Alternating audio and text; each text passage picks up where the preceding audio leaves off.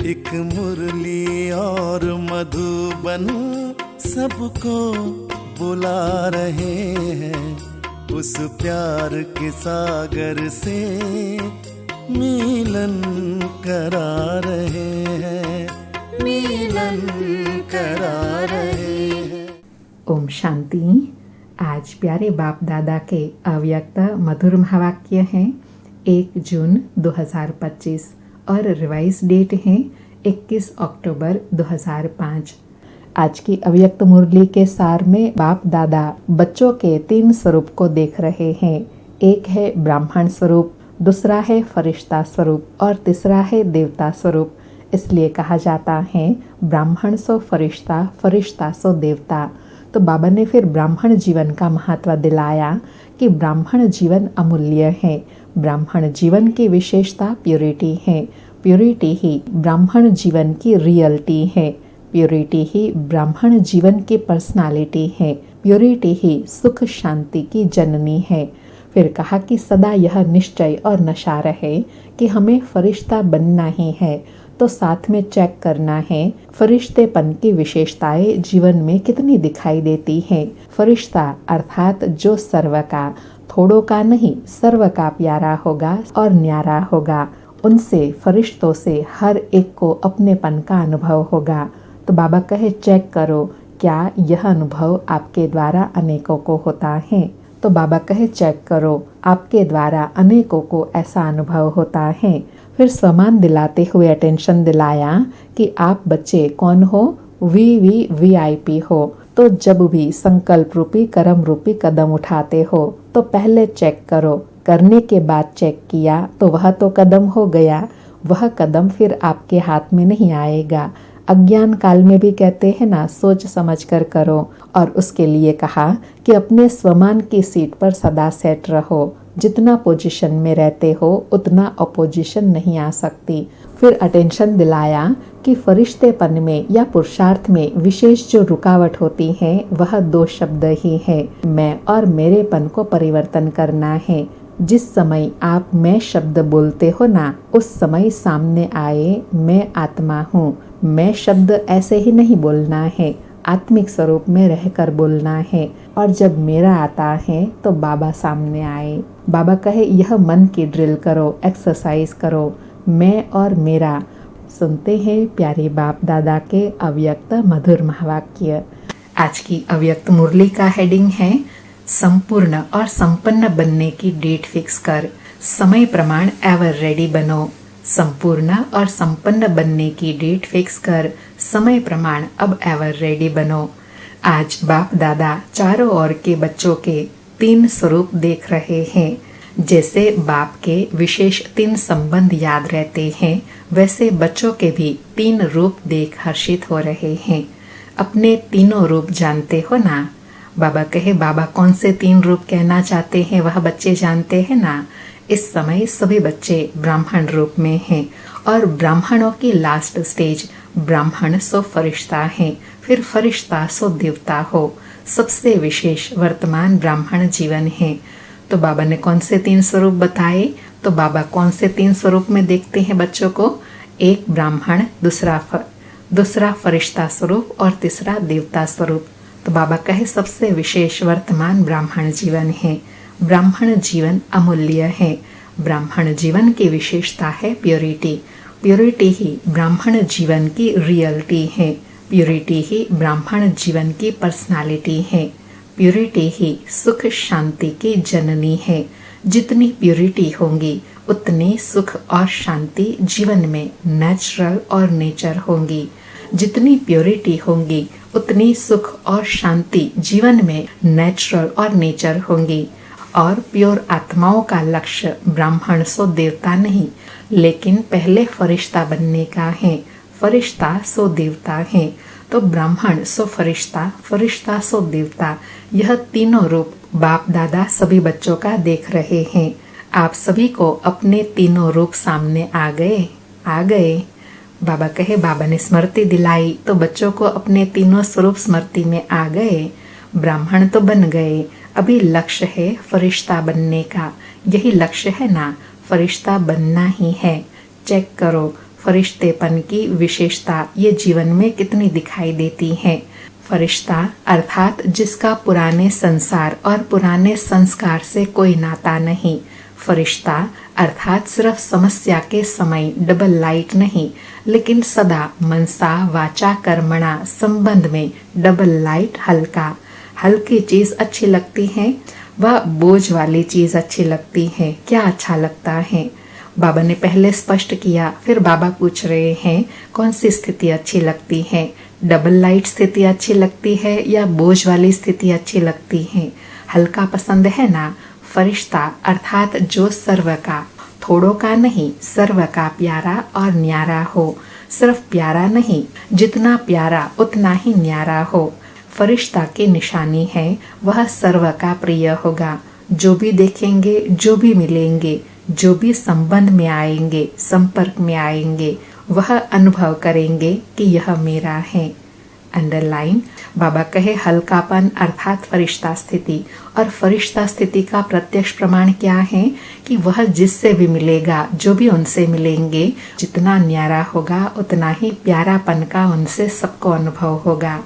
बाबा कहे जैसे बाप के लिए सभी अनुभव करते हैं मेरा है, अनुभव करते हैं ना, ऐसे फरिश्ता अर्थात हर एक अनुभव करे यह मेरा है, अपनेपन का अनुभव हो। क्योंकि हल्का होगा ना तो हल्कापन सबका प्रिय बना देता है।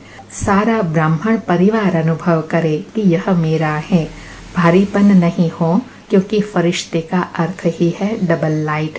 फरिश्ता अर्थात संकल्प, बोल, कर्म, संबंध, संपर्क में बेहद हो, हद नहीं हो।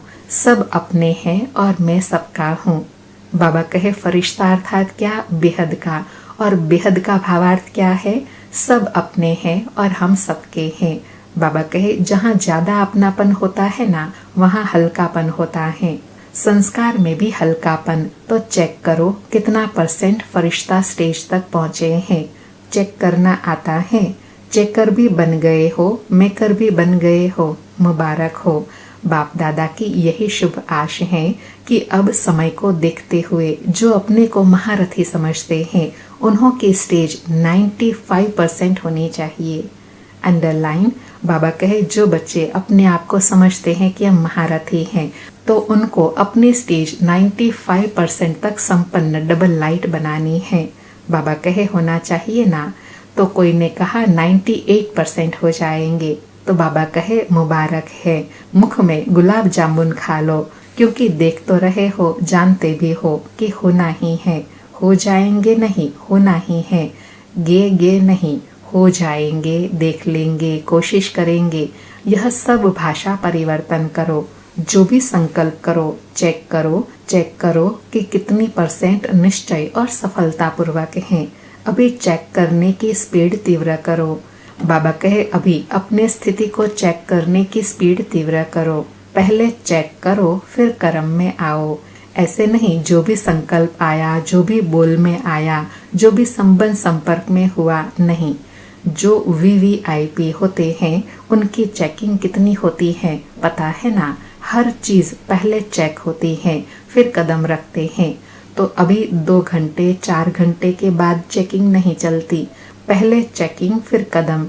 क्योंकि आजकल के VVIP जो है वह तो एक जन्म के हैं, वह भी थोड़े समय के लिए, और आप तो सृष्टि ड्रामा के ब्राह्मण सो फरिश्ते, कितने वी लगा दो इतने हो। बाबा ने नशा भी दिलाया और अंडरलाइन कराया कि आप कौन हो, VVIP हो। जितने भी वी लगा दे उतने विशेष पर्सनालिटी हो। तो इसलिए बाबा कहे आपको करने के बाद चेक नहीं करना है, लेकिन हर कर्म के पहले, हर संकल्प के पहले, हर कदम उठाने के पहले अपनी चेकिंग करना है। तब 98-95% तक पहुंच जाएंगे। बाबा कहे देखो आप अपने आगे वी लगाते जाओ। अपने अपने चित्र तो देखते हो ना, जो पूजे जा रहे हैं वह देखेंगे ना। चलो मंदिर में नहीं देखे, फोटो तो देखे। अभी भी उन्हों की कितनी वैल्यू है, कितने बड़े बड़े मंदिर बनाते हैं, और आपका चित्र जो है वह तो 3 फुट में आ जाता है।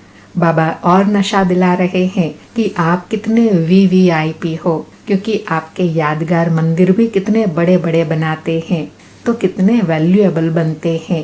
बाबा कहे जड़ की भी वैल्यू है, वैल्यू है ना। आपके चित्र का दर्शन करने के लिए कितनी क्यू लगती है, तो चैतन्य में कितने VVIP हो। तो कदम उठाने के पहले चेक करो, करने के बाद चेक किया, वह कदम तो हो गया, वह कदम फिर आपके हाथ में नहीं आएगा।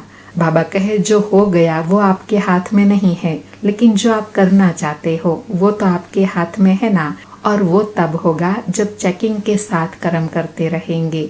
बाबा कहे अज्ञान काल में भी कहते हैं सोच समझ कर काम करो, काम करके सोचो नहीं, पहले सोचो फिर करो। तो अपने स्वमान की सीट पर रहो। जितना पोजीशन में रहते तो अपोजिशन नहीं हो सकती। माया की अपोजिशन तब होती है जब पोजीशन में नहीं रहते हो। तो अभी बाप दादा का क्वेश्चन है, सबका लक्ष्य तो है संपूर्ण बनने का, संपन्न बनने का लक्ष्य है या थोड़ा थोड़ा बनने का है? लक्ष्य है, सबका लक्ष्य है तो हाथ उठाओ, संपूर्ण बनना है। अच्छा कब तक? बाबा कहे संपूर्ण बनने का लक्ष्य है, लेकिन कब तक बनने का लक्ष्य है? बाबा कहे आप लोगों से क्वेश्चन करते हो ना, स्टूडेंट से भी टीचर क्वेश्चन करती है ना, आपका लक्ष्य क्या है? तो आज बाप दादा विशेष टीचर से पूछते हैं। 30 वर्ष वाले बैठे हैं ना, तो 30 वर्ष वालों को कल ही आपस में बैठकर प्रोग्राम बनाना चाहिए। मीटिंग तो बहुत करते हो, बाप दादा देखते हैं मीटिंग सिटिंग, लेकिन अब ऐसी मीटिंग करो कि कब तक संपन्न बनेंगे। और सब फंक्शन मनाते हो, डेट फिक्स करते हो, फलाना प्रोग्राम फलानी डेट, इसकी डेट नहीं है। बाबा कहे तो संपन्न बनने के लिए जितने साल चाहिए उतने बताओ। क्यों? बाप दादा क्यों कहते हैं? क्योंकि बाप से प्रकृति पूछती है कब तक विनाश करे, तो बाप दादा क्या जवाब दे? बाप दादा बच्चों से ही पूछेंगे ना कब तक। आज की विशेष टॉपिक में कब तक। बाबा कहे आज की मुलाकात में विशेष बाबा क्या पूछ रहे हैं, कब तक तैयार होंगे। डबल फॉरेनर्स बैठे हैं ना, तो डबल पुरुषार्थ होगा ना। कमाल करो, फॉरेनर्स एग्जाम्पल बनो। बस ब्राह्मण परिवार के आगे, विश्व के आगे संपन्न और संपूर्ण, सर्वशक्तियाँ सर्वगुण से संपन्न अर्थात संपूर्ण सर्व हो। मनसा वाचा संबंध संपर्क चार में से अगर एक में भी कमजोर रह गए तो संपन्न नहीं कहेंगे। 4 बातें याद है ना, मनसा वाचा संबंध संपर्क में कर्म आ गया। 4 ही बातों में, ऐसे नहीं मनसा वाचा में तो हम ठीक है, संबंध संपर्क में थोड़ा है। सुनाया ना, जिसके सामने जो भी आए, चाहे जिसके भी संपर्क में जाए, वह अनुभव करे कि यह मेरा है। मेरे के ऊपर हुज्जत होती है ना, अर्थात जिसको मेरा समझते हैं उस पर अधिकार होता है। दूसरे के ऊपर इतना हल्कापन नहीं होता है, थोड़ा भारी होता है, लेकिन अपने के ऊपर हल्कापन होता है। अर्थात बाबा कहे जिनको हम अपना समझते हैं उनके साथ कभी भारीपन का अनुभव नहीं होता है, क्योंकि उन पर अधिकार का अनुभव करते हैं। तो बाबा कहे सबसे हल्के ऐसा अनुभव कराओ। ऐसे नहीं सिर्फ अपने जोन में हल्के, अपने सेंटर में हल्के नहीं। अगर जोन में हल्के या सेंटर में हल्के तो विश्व राजन कैसे बनेंगे? न विश्व कल्याणकारी बन सकेंगे, न विश्व राजन बन सकेंगे। राजन का अर्थ यह नहीं है कि तख्त पर बैठो। राजधानी में रॉयल फैमिली में भी राज्य अधिकारी है, रॉयल फैमिली में भी राज्य अधिकारी है राज्य का। तो क्या करेंगे? कब तक के प्रश्न का उत्तर देंगे ना, मीटिंग करेंगे, मीटिंग करके फाइनल करना, ठीक है ना। अच्छा सभी ठीक है, उमंग आता है कि करना ही है, होना ही है। बाप दादा उमंग उत्साह दिलाते हैं, माया देखती है उमंग उत्साह में है तो कुछ न कुछ कर लेती है, क्योंकि उसका भी अभी अंतिम काल नजदीक है ना। अर्थात माया का भी विदाई का समय चल रहा है ना, फिर सतयुग में तो उसकी एंट्री नहीं होगी। बाबा कहे तो वह अपने अस्त्र शस्त्र जो भी है वह यूज करती है और ऐसी पालना करते हैं जो समझ नहीं सकते कि यह माया की पालना है, माया की मत है या बाप की मत है, उसमें मिक्स कर देते हैं। यह फरिश्तेपन में या पुरुषार्थ में विशेष जो रुकावट होती है उसके दो शब्द ही है जो कॉमन शब्द है, मुश्किल भी नहीं है और सभी अनेक बार यूज भी करते हैं। वह क्या है? मैं और मेरा। बाबा कहे फरिश्तापन में पुरुषार्थ में जो रुकावट डालने वाला विशेष कारण मैं और मेरापन। बाप दादा ने बहुत सहज विधि पहले भी बताई है। इस मैं और मेरे को परिवर्तन करने की याद है? बाबा कहे याद है। बाबा कहे देखो, जिस समय आप मैं शब्द बोलते हो ना, उस समय सामने आए कि मैं हूँ ही आत्मा। मैं शब्द बोलो और सामने आत्मा रूप को लाओ। मैं शब्द ऐसे नहीं बोलो, मैं आत्मा हूँ, यह नेचुरल स्मृति में लाओ। मैं शब्द के पीछे आत्मा लगा दो, मैं आत्मा हूँ। जब मेरा शब्द बोलते हो तो पहले कहो मेरा बाबा, मेरा रुमाल, मेरी साड़ी, मेरा यह, लेकिन पहले मेरा बाबा। बाबा कहे लेकिन पहले मेरा बाबा। मेरा शब्द बोलो, बाबा सामने आया। मैं शब्द बोला, आत्मा सामने आई। यह नेचर और नेचुरल बनाओ। सहज है ना या मुश्किल है? बाबा ने विधि बताई कि जब भी मैं शब्द आए तो क्या दृश्य सामने आए? आत्मा। और मेरा शब्द आए तो क्या सामने दिखाई दे? मेरा बाबा। यह नेचर नेचुरल हो जाए। बाबा कहे जानते ही हो मैं आत्मा हूँ, सिर्फ उस समय मानते नहीं हो। जानना 100% है, मानना परसेंटेज में है। जब बॉडी कॉन्शियस नेचुरल हो गया, याद करना पड़ता है क्या कि मैं बॉडी शरीर हूँ? नेचुरल याद है ना। तो मैं शब्द मुख के पहले तो संकल्प में आता है ना, तो संकल्प में भी मैं शब्द आवे तो फौरन आत्मा स्वरूप सामने आए। यह अभ्यास करना सहज नहीं है। सिर्फ मैं शब्द नहीं बोलना, आत्मा साथ में बोलना, पक्का हो जाएगा। बाबा कहे पुरुषार्थ सहज नहीं है, लेकिन यह नेचुरल नेचर बनाना है। जैसे शरीर का नाम पक्का है ना, दूसरे को भी बुलाएगा तो आप ऐसे ऐसे सामने देखेंगे। तो मैं आत्मा हूँ। आत्मा का संसार बाप दादा, आत्मा का संस्कार ब्राह्मण सो फरिश्ता, फरिश्ता सो देवता। तो क्या करेंगे? यह मन की ड्रिल करना। आजकल डॉक्टर्स भी कहते हैं ड्रिल करो, ड्रिल करो, एक्सरसाइज करो। तो यह एक्सरसाइज करो। बाबा ने फिर से रिवाइज कराया कौन सी एक्सरसाइज करनी है। जब भी मैं कहो तो आत्मा स्वरूप सामने आए, और जब मेरा शब्द यूज करो तो बाबा सामने आए। मैं आत्मा, मेरा बाबा। क्योंकि समय की गति को ड्रामा अनुसार स्लो करना पड़ता है। होना चाहिए क्रिएटर को तीव्र, क्रिएशन को नहीं। लेकिन अभी के प्रमाण समय तेज जा रहा है। प्रकृति एवर रेडी है, सिर्फ ऑर्डर के लिए रुकी हुई है। ड्रामा का समय ही ऑर्डर करेगा ना। स्थापना वाले अगर एवर रेडी नहीं होंगे तो विनाश के बाद क्या प्रलय होंगी? होना है प्रलय। बाबा कहे प्रलय होनी है क्या? कि विनाश के बाद स्थापना होनी ही है। तो स्थापना के निमित्त बने हुए सभी समय प्रमाण एवर रेडी होने चाहिए। बाबा कहे समय क्यों रुका हुआ है? क्योंकि प्रलय नहीं होनी है। परिवर्तन के बाद नई दुनिया की स्थापना होनी है। तो नई दुनिया में जाने वाले समय पर एवर रेडी चाहिए ना, तब तो परिवर्तन होगा। बाप दादा यही देखने चाहते हैं। जैसे ब्रह्मा बाप अर्जुन बना, अर्थात नंबर 1 बना, एग्जाम्पल बना ना, ऐसे ब्रह्मा बाप को कॉपी करने वाले कौन बनते हैं? स्वयं को भी देखो, समय को भी देखो।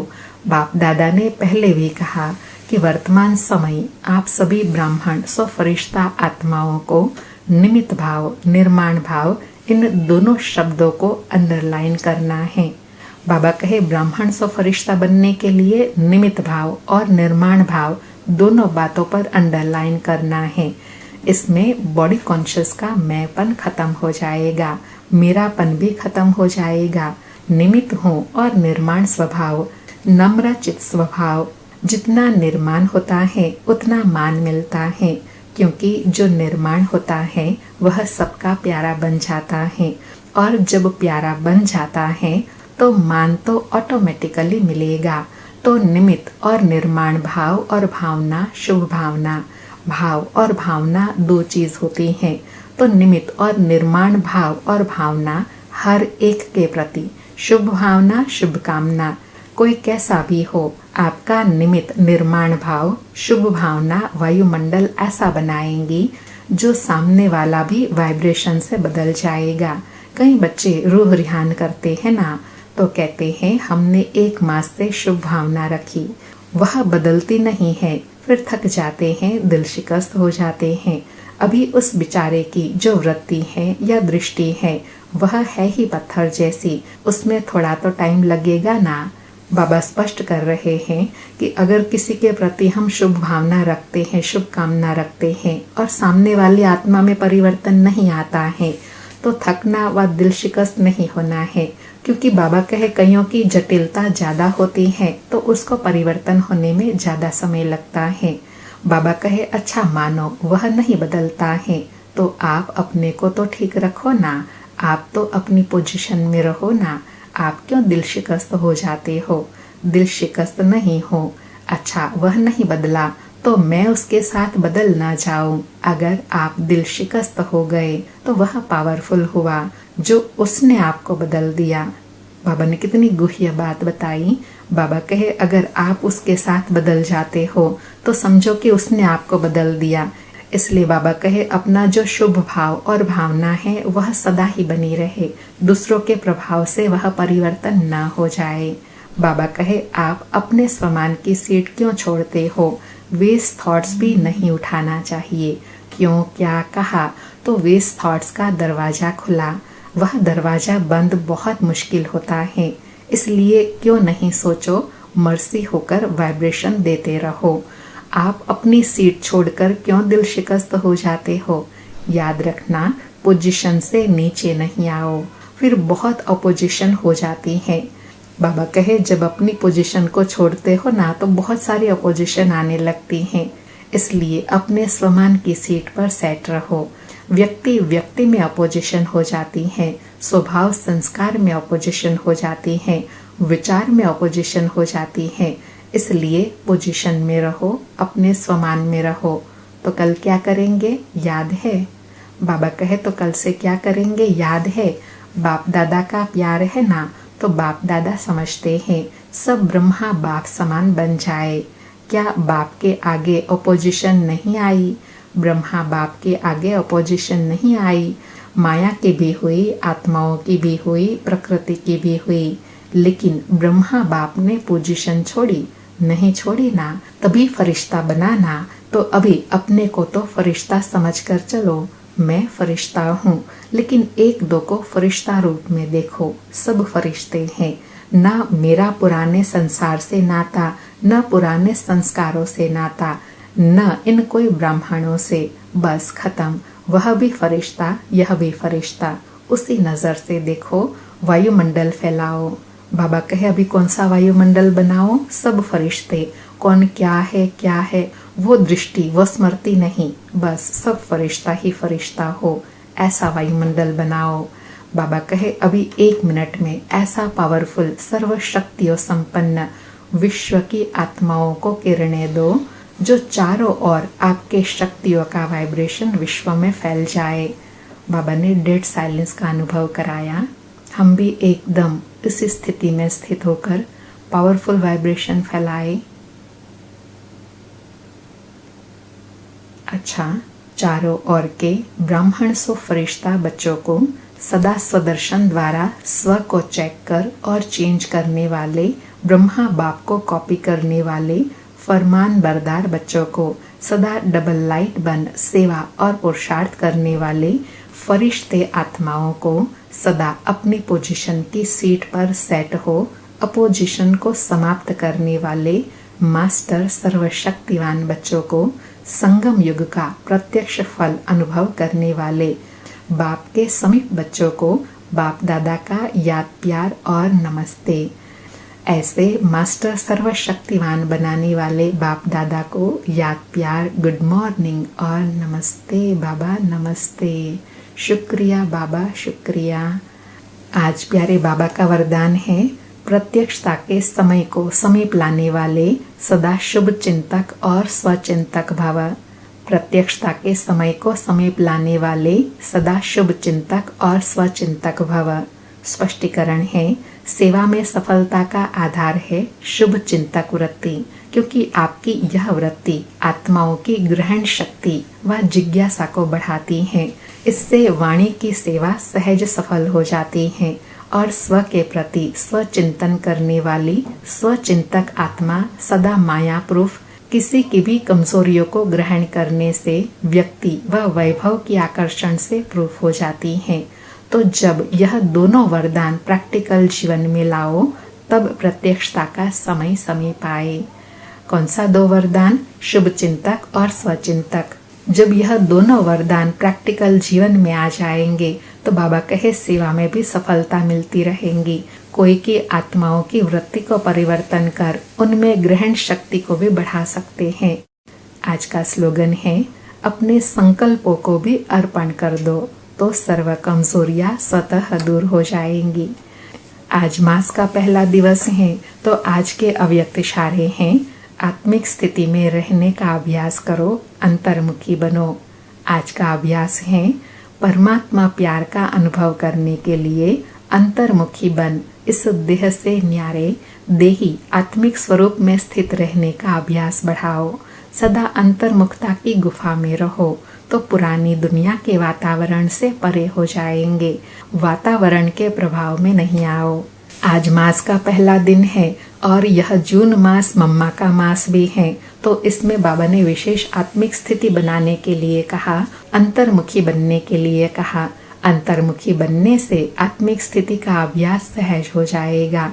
इसलिए बाबा कहे अंतर्मुखता की गुफा में चले जाओ, जो दुनिया के हर प्रकार के वातावरण से परे, तब श्रेष्ठ स्थिति का अनुभव कर सकेंगे। अच्छा, ओम शांति। फिर से शुक्रिया बाबा, शुक्रिया।